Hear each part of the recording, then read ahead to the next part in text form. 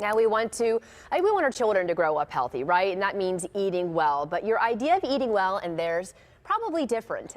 Yeah, so how do you bridge the plate, you might say? Well, new this morning, John Shumway went looking for some solutions for your picky eater.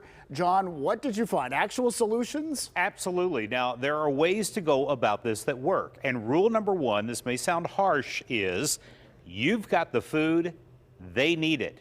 So you're already ahead in the game. Anyone who has ever stared down an entrenched child at mealtime knows how quickly it can go bad. If you're making threats or you're making bribes, it usually doesn't actually work all that well. So creating a really warm environment, an environment with conversations during meals tends to go a little bit better. Dr. Angela Matke of the Mayo Clinic says, remember, If your child is hungry, they will eventually eat. but you have to control the when. If they're snacking all day long, they're not going to eat at mealtime and they're going to pick at their food. So having regular discrete times for meals and a routine helps children eat when the food is in front of them. To help make that food more appealing, Dr. Matke says involve the child from the beginning at the grocery store.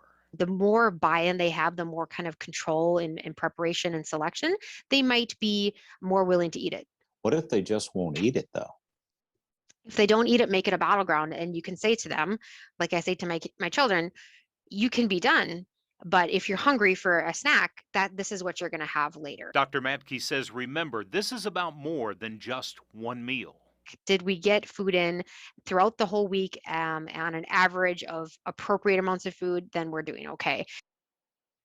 And Dr. Matke says, and boy, were we guilty of this with our kids, don't make dessert a reward for eating. Your child may actually wind up overeating just to get to the reward, and make sweets an occasional thing, not an every night thing.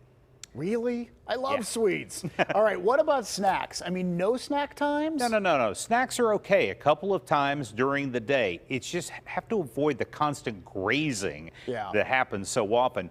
And one more thing, she says screen times and meal times should never mix.